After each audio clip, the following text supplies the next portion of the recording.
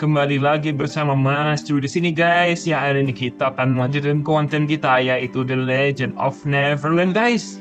Hari ini Mas Ju akan membuat konten tentang teritori elemen tanah.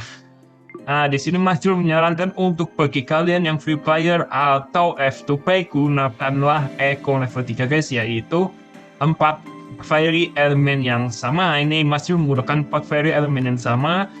Habis juga statusnya, walaupun PP kita turun, tapi status kita meningkat pesat ya guys. Bisa juga ya guys, untuk damage yang tanah meningkat 90%. Lalu untuk set wheel core dan set wheel ya kemarin yang menanyakan Mas Ju, kalau untuk escapist Mas Ju gunakan chest ya guys. Kenapa chest? Karena itu menambahkan stun. Lalu untuk sisanya wheel setnya Mas Ju menggunakan fatality. Seharusnya kalau panah itu harusnya kita menggunakan gigantic ya guys, tapi karena Mas Ju tidak memiliki gigantic, jadi Mas Ju menggunakan fatality. Pasti akan ada yang tanya, Mas Ju kenapa sarannya kok menggunakan gigantic? Kemarin padahal bilang lebih bagus fatality. Kalau fatality itu meningkatkan critical damage fiery kalian ya guys ya, jadi itu berguna dalam teritori api ataupun angin guys. Kalau untuk air dan tanah, Mas Ju sarankan kalian fokus ke yang smash ya guys ya. Smash itu adalah brick. Kenapa kok Mas Ju tidak menggunakan yang pengurangan cooldown dan sebagainya?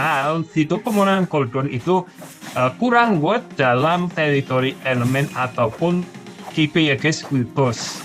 Jadi yang Mas Ju sarankan untuk teritori api dan angin itu kalian gunakan full set fatality 4 fairy-nya. Kalau untuk air dan tanah, kalau kalian memiliki gigantic full set 4 fairy, gunakanlah semua. Kalau tidak, kalian bisa mix dengan fatality ataupun gigantic. Kalau khusus untuk panah, itu escapist kita tidak menggunakan gigantic maupun fatality, tapi Mas Ju sarankan gunakanlah chest. Kenapa chest? Karena itu akan menambah daya stun dari escapist itu sendiri atau memperpanjang durasi stun itu ya guys. Pasti akan ada yang tanya kenapa untuk escapist atau prime rose itu menggunakan wheelset seperti itu dan akan berguna. Ya, karena saat nanti kita melawan Chaos Dragon atau Hydra, itu dia akan menggunakan shield ya guys ya. Jadi kalau shield itu hanya bisa hancur dengan serangannya escapist. Escapist itu akan men-stun monster tersebut. Kalau kita menggunakan chest, itu akan menambah daya stunnya atau memperpanjang durasi stun dari escapist guys. Ya. Ini kita akan melihat, rekomendasinya adalah 980.000, tapi dengan kita PP 880.000, apakah bisa tembus 1 juta poin guys? Di sini Mas Ju akan menargetkan untuk 1 juta poin ya guys ya. Untuk kombonya biasa ya guys, warrior dan mech kita gunakan buffnya dulu. Ya guys, kita tunggu sampai Chaos Dragon-nya menggunakan shield-nya ya guys. Ini di sini kita harus hati-hati karena juga ada stun ya guys. Ini sudah gunakan shield-nya, kita gunakan escapist dulu guys. Iya kan, hancur shield-nya lalu Chaos Dragon itu akan diam sementara ya kan guys tuh. Beberapa detik dia, kurang lebih 4 detik guys. Dia akan diam tanpa bergerak ataupun tanpa menggunakan skill. Itu kita gunakan untuk kita menyerang terus ya guys, jadi untuk menambah poin kita. Kenapa Mas Ju makanya menyarankan untuk escapist kalian gunakanlah chest itu. Karena di sini adalah rekomendasi fairy wajibnya adalah escapist guys. Ya, escapist sendiri itu memiliki bawaan skill yang demen stun ya guys, jadi kalau kita kombokan dengan chest itu sangat berguna atau sangat worth. Lalu selama Chaos Dragon digunakan sim, apakah kita bisa menggunakan escapist? Saran Mas Ju jangan gunakan. Jadi kalian gunakan 3 FF yang lainnya. Itu ya guys, jadi seperti Marigold, lalu Angelir, lalu kita gunakan yang Fairy satunya lagi lah. Untuk escapist itu khusus untuk menanti shield-nya lagi ya ini.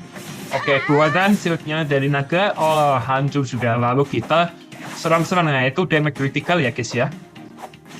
lebih bagus lagi kalau kalian bisa menggunakan keempat fairy kalian adalah gigantic, menambah attack sekaligus menambah status match kalian. Jadi damage yang masuk akan semakin besar karena kita melawan tanah ya guys ya. Jadi critical itu kurang worth kalau untuk melawan tanah guys. Jadi lebih worth itu adalah smash.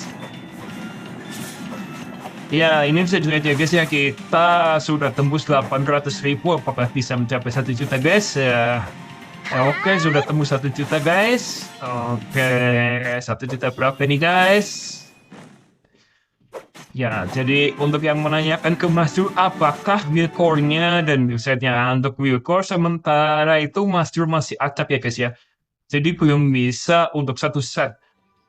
Kalau untuk build core, Mas Dur sarankan adalah Ray untuk menambah damage serangan ataupun war spirit ya guys.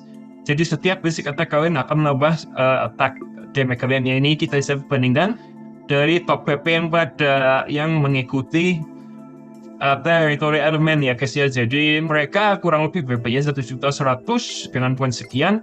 Kita dengan DP 800.000 bisa menyaingi mereka guys. Itu karena kita manfaatkan echo-nya. Lalu apakah echo ini buat kalau kita PvP ya? Kalau PvP itu kurang worth ya guys ya. Kurang worth ya guys. Jadi jangan gunakan dalam PvP, tapi gunakanlah dalam KB, Guild Boss, ataupun Territory Element guys. Karena dalam PvP itu kita lebih worth kalau kita menggunakan 3 elemen dan 1 holy guys. Terkecuali untuk The Liga atau The Summit ya guys, yang tanpa menggunakan fairy, hanya kita menggunakan echo-nya.